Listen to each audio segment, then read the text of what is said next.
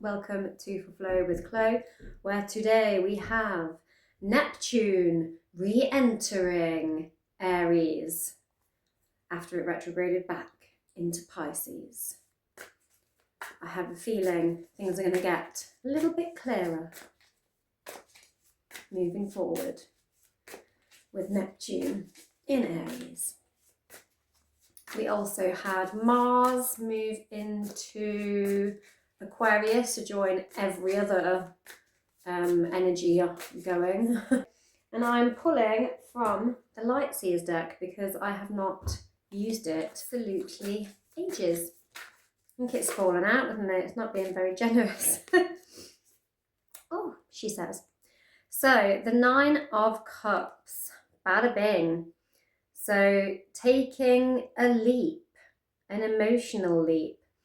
And we have this gorgeous gold, so leaping out of the golden chest, and literally the gold shining out of her chest, in this very like solar plexus confidence kind of like woohoo, and yeah, emotional bliss, confidence.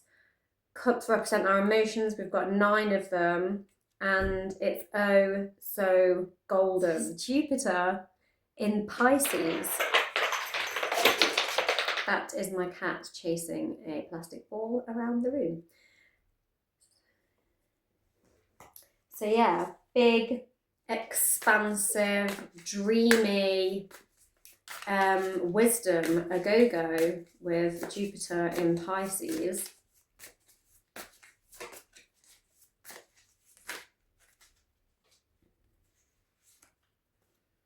Have quite a few flipped over here. My cat is going berserk. How many more? Okay, we've got like a whole, I'm just taking this whole watch down.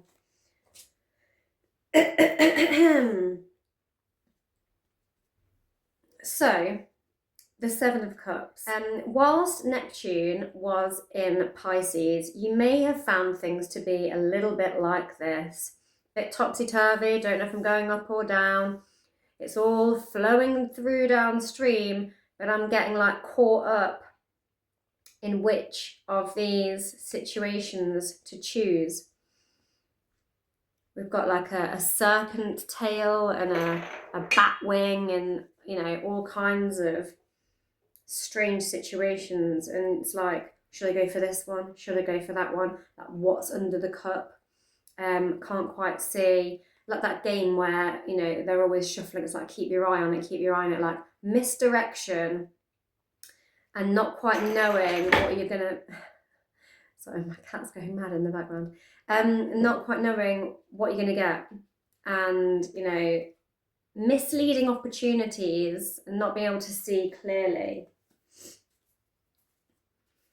We also have the 6 of Swords, so moving away from past turbulent times towards calmer waters and allowing your mental clarity to guide you, because this is our Swords cards, which are mental clarity and like our mental energy. We have got a cluster of planets all over in Aquarius as well, which is an air sign, and it's a sign of like forward movement. And we've just had Neptune move out of Pisces from this very watery sea-related sign into Aries, which is very direct, go for it. And Aquarius, all these stellium going on in Aquarius, and having Mars just gone into Aquarius, which is our action planet, there's going to be a lot of forward movement there as well. Aquarius is very innovative. It likes to make quick progress. It likes to think outside the box, and Mars likes to take action, and Aries likes to take action. So moving away from maybe some of these delulu confusions of like, I don't know where I'm going. Am I up? Am I down? Am I going through the middle? What's under the cup? What am I going to get? We've also got Three of Swords, moving away from past pain. Interesting that we get these together. So some of these misdirections and confusions and Delulu land may be, you know, connected to emotions. We may have felt torn up. We may have felt heartbroken. We may have been in this state of releasing past karma to do with relationships and where we've been misguided, misled, and we're moving away from it. We're moving away from these hard times. And then Eight of Cups, Neptune and Pisces. It is moving away, walking away, and being like, I can do no more. These cups are broken. I'm off ski. Neptune in Pisces is very good at endings. And for the last few months, it's been at the 29th degree of Pisces, which symbolises endings. Of like closures, endings, walking away. Closure, endings, and walking away from all of this stuff. All this confusion, misdirection, false opportunities, false hopes, heartbreak, and troubled water, turbulence. We're walking away into a new day. I'm walking away. Then the Death card, transformation. See, this Death card says death and rebirth. So it's like, I'm done, I've walked away, I'm having my transformation, I have transcended.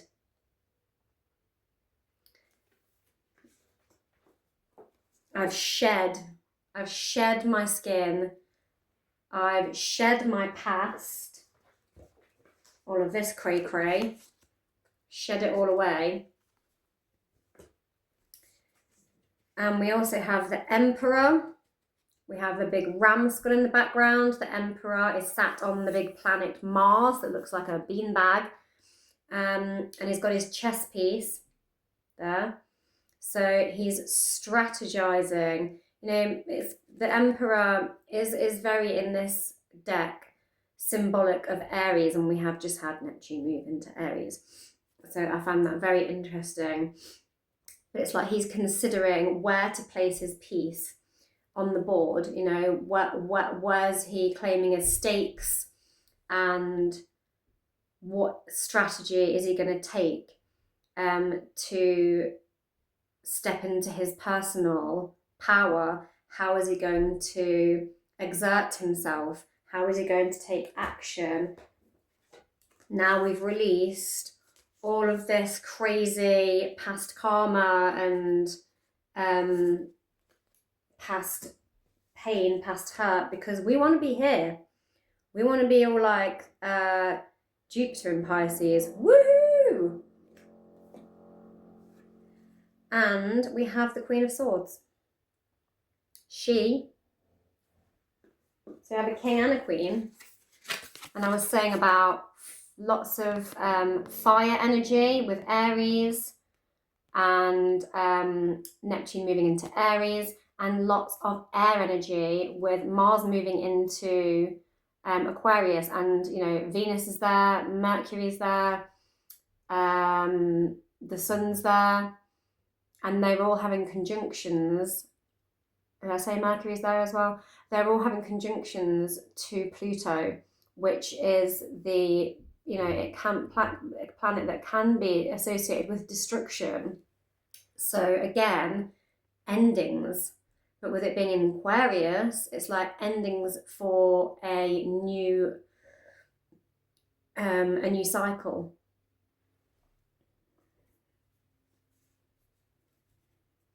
A new world order, almost, with all of what's going on. And we want this. We want this confidence, this emotional bliss, these riches, this woohoo! freedom is what I'm getting as well. Aquarius is very much about freedom, and it can be quite a emotionally distant sign, and this queen here is looking very emotionally distant, and she's fixed on, you know, the horizon. She is very pensive, and both appear to be in a stasis of consideration of what's my move going to be, what's my next move now that I've released, frankly, all of this baggage. What is my next move so that I can have my expansion and my freedom and my abundance? Very interesting. Very interesting. I'm gonna take one from Everyday Witch. Everyday Witch.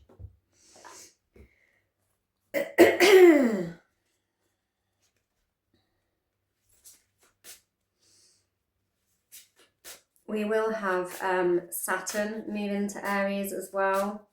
I think it's on the 14th of February that happens. Got 3 cards from the Everyday Witch.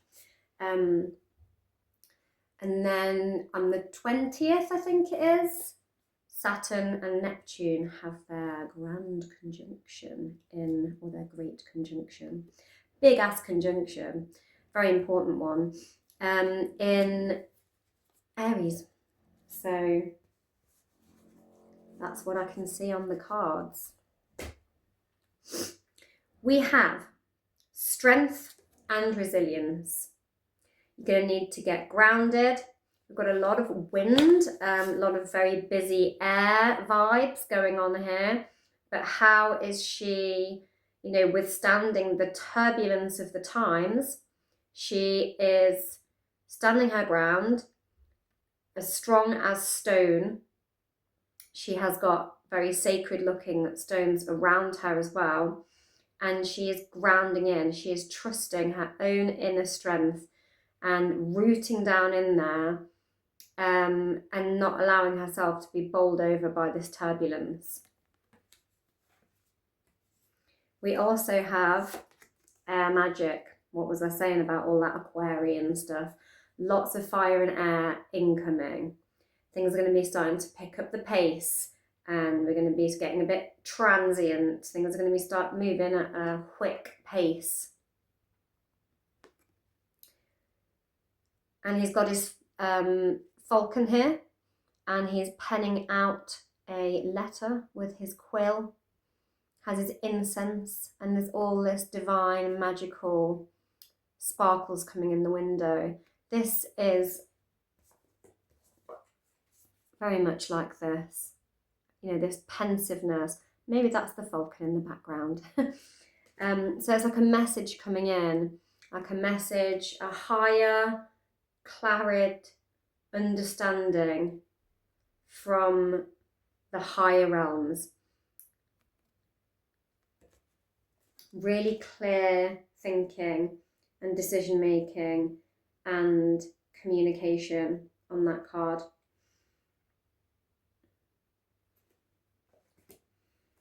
And the last card we got, Joy and Delight. And I feel like that brings us right back round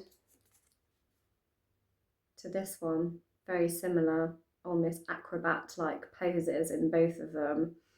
And just this real woohoo kind of energy. I mean, this one we've got a very abundant garden overflowing and bursting with, you know, the riches of nature. And this one we've got this overflowing, bursting, you know, emotion with the cups and riches of, you know, financial wealth. And so there's definitely a need to maybe detach and invite some space for clear thinking, to allow the like cosmic magic messages to come in, and stand strong in your power and trust your strength and resilience. to bring in your magical, joyful delights. And maybe some riches too. Whatever riches mean to you. And that is the reading. Happy New World Order. It's a coming. Don't forget to like, share, subscribe, all that jazz. If you've not already checked it out and you want to get into some quite acrobatic poses like this and the cartwheel type thing we saw on the Joy and Delight card just now, go and check out my Aquarius Stellium yoga class where there's like loads and loads of different air magic type poses with like lots of arm balances and inversions and whatnot. There's also just lots of fun transitions to be had whether you come into those arm balance and inversions or not. So that's all from me. Happy Monday, happy Neptune in Aries, happy Stellium in Aquarius, and have a wonderful rest of your week. Thank you to all your returning viewers and thank you to new subscribers. Bye.